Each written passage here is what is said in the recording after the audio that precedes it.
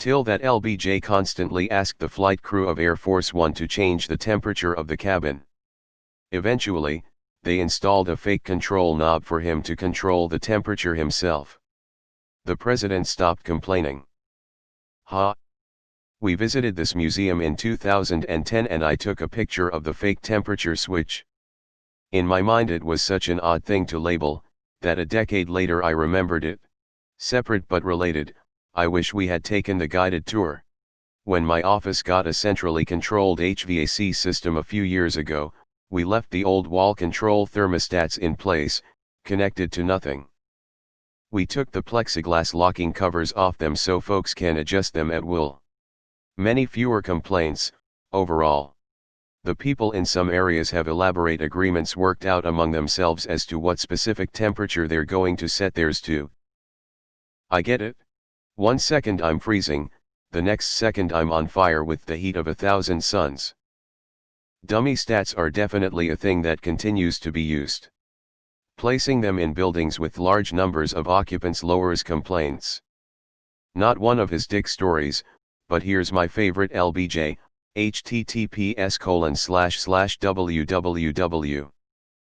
nps, gov/lejo/plan your visit/presidential vehicles. HTM, story where the Secret Service had to run along with his car refilling his scotch and soda cup. In the early afternoon, the president, with me next to him in the front seat, took his white Lincoln convertible, top down, for a drive around the ranch. It was incredibly hot, the dust clouds made it hard to breathe, but there was relief. As we drove around we were followed by a car and a station wagon with Secret Service agents. The president drank Cutty Sark scotch and soda out of a large white plastic foam cup. Periodically, Johnson would slow down and hold his left arm outside the car, shaking the cup and ice. A Secret Service agent would run up to the car, take the cup and go back to the station wagon. There another agent would refill it with ice, scotch, and soda as the first agent trotted behind the wagon. Then the first agent would run the refilled cup up to LBJ's outstretched and waiting hand, as the president's car moved slowly along. LOL. Placebo effect. Works every time. Back when big music studios were still more common, a practice was the gold knob, which would be a flashy-looking item, such as their most fancy rack unit, https://imager.com/yskrljp. JPG. What you'd do is you'd sit the producer down by it, and let them control the brilliance or warmth or whatever, while you kept doing your work on the parts that were actually active in the mix. Side anecdote, an engineer I knew had mixed an album, and they brought the band in to listen. After some thought they requested that adjustment were made to make it sound more like a brass pyramid. Democracy is overrated. If a guitar starts complaining about tone in the studio, just move a useless knob and ask if it's better. Edit, can I just say in advance no jokes about moving the bass player. What a control freak. This is giving your younger siblings unplugged controllers to shut them up, but also they have the nuclear codes and appoint Supreme Court judges. Think about LBJ's overall intelligence, demeanor, and temper and compare that to Trump. I wonder what kind of bullshit the people around him pull on a daily routine basis just to keep him vaguely on track. We will only find out about decades from now. Some airport got sick of complaints about how long it took the baggage to make it to baggage claim, so they moved the baggage claim further away from the terminal so people had to walk longer to it so their bags were there when they arrived. No more complaints. They should have done this with Trump's Twitter account years ago. Watching the untold history of the US on Netflix has made me realize LBJ didn't have many great qualities at all. This sounds on brand. Eventually, we cut out the middleman and just elected a fake knob as president. Was really confused why LeBron James, https://imager.com/a/dllmudr, was on Air Force One. Pretty much the way it is in every jet I've flown. There's a knob or touch screen in the back for the passengers or flight attendant to adjust the temp. It is always disabled. Temperature is exclusively controlled from the cockpit. Who is LBJ? I did something like this for my department head when I was in the Navy working as an IT. So Mr. Now TIL was the department head of combat systems which us its fall under. One day Mr. Now TIL submits a ticket for us to install a monitor he bought in his stateroom. When the first guy gets there he finds it's already installed and leaves. Another ticket comes in. Second guy gets there gets chewed out because the real issue was the monitor doesn't look nearly as good as it did at Best Buy, and the guy did his best to explain resolution and VGA vs HDMI, and after several hours of doing nothing he is sent back. Still unhappy he calls our divisional officer and bitches him out for us being useless to solve his issue. Chief tells us we have to do something and I ask him to send me, even though it was my first week on board as a new sailor. He said no at first, given that he already sent an E5 and E6 to fix it and I was an E3, so that would seem like he's not being taken seriously, but I pestered him until he said fuck it, go ahead. So I get to his stateroom and start chatting Mr. Now TIL up asking about his day and stuff while running like tree or something in CMD. Just trying to get him bored of shoulder surfing.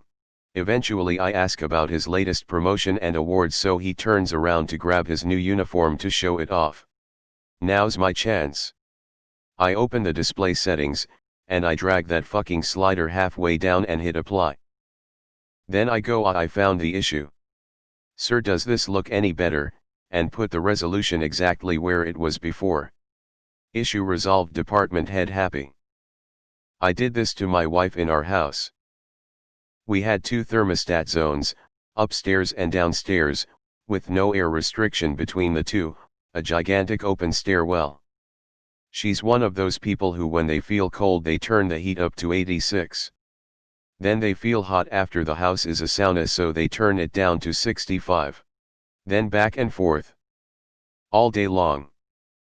She also had a habit of turning the AC on super low upstairs and the heat on super high downstairs, causing the HVAC system to try to make a massive temperature differential between the two zones, which it could never achieve due to the huge mix point caused by the open stairwell. Rip to my electric bill. So I rerouted the thermostat wiring to inside the air ducts behind the filter and installed Nest thermostats for each zone and left the existing thermostats. When we moved out I had to redo the wiring and took the Nest thermostats with me in a way where she didn't notice, so I offered for her to go set up the new house and unpack while I deep cleaned the old house so it was ready for the new homeowner. She had no problem with that, and my story is still a secret to her. Why not give him a real knob? It's gotta be possible to have some climate control on a plane. God, what a fucking prick he was. Every single story I read tells me that he was a blue ribbon asshole. Trump could use a fake Twitter for him to post on LMAO. LBJ equals Lyndon B. Johnson for anyone else who doesn't know. Not that I know who that is beyond that he apparently was a US president, but hey, that's his name. Imagine bamboozling the fucking president. So now there are 2 useless knobs on Air Force One. LBJ was grade A, grain-fed a-hole, no doubt about it. In general design, this is a big no-no. People trust only few things. A button or a dial is expected to do something. The implication of people not trusting buttons, switches, etc., or more accurately, that there are no consequences of pressing buttons. That is scary. As a one-off, maybe, if it solves a real practical problem, but as a general rule, absolutely no. All the buttons that are used that way, 4x fake traffic light pedestrian crossings, elevator closed door button, those all are much, much worse than not having a button at all. Yes, pressing that button can work to make people feel better, it gives them sense of control, but the danger is that someone will one day tell you that it doesn't do anything. And the trust is broken. The designers who put those fake buttons should be drowned in Marmite. They are solving something that doesn't need solving while eroding trust and making the world a worse place. If user needs control, give them control. If they can't have it, don't give the impression of it but the opposite. Make sure they know they are not in control. Make it simple and clear what the user can and cannot do. People love order and consistent rules with devices.